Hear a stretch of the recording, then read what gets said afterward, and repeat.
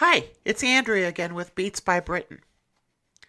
This is episode 2, my second report on the crisis at KDHX Community Radio, 88.1 FM in St. Louis. Want to make you all aware, if you're not already aware, of a music crisis that we have going on in my home city of St. Louis, Missouri in the United States. I don't work or volunteer for KDHX. I was until recently a donor. Since I don't work or volunteer for KDHX, I am relatively free in what I can report to you. This is report number 2. Today at 12 noon, today is September the 29th, Friday, Kelly Wells, the executive director of KDHX, and Gary Pearson, who is with the KDHX Board of Directors, held what was supposed to be a question and answer session on the air to explain the recent crisis and try to fix things. It was supposed to be a public question and answer session on the air. They had no intention of allowing us to actually ask questions on the air. There were no call-in questions allowed. Rather, they told us to submit questions ahead of time from the website. We did that. There were a large number of questions submitted, from which none of them were actually answered. Kelly and Gary read 2 of the questions on air within a 1-hour time frame and did not even answer those. I'm going to try to post a link to the actual recording of this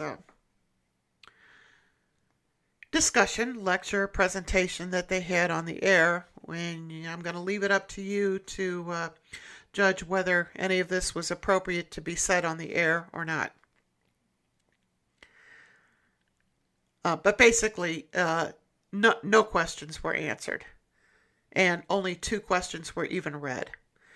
Meanwhile, within the last few days, more volunteer DJs have resigned or gone on strike in support of the many volunteer DJs who have now been unfairly terminated simply because they are our voices, and they represent us on the air on a station that claims to welcome listener input, but then mutes us so we can't be heard. Our questions are not answered. Emails about concerns that they choose not to address go unanswered. And our microphones are muted when we join the board of director calls for what is supposed to be an opportunity for public input. Our cameras are turned off so they cannot see us. Our microphones are muted so they can't hear us.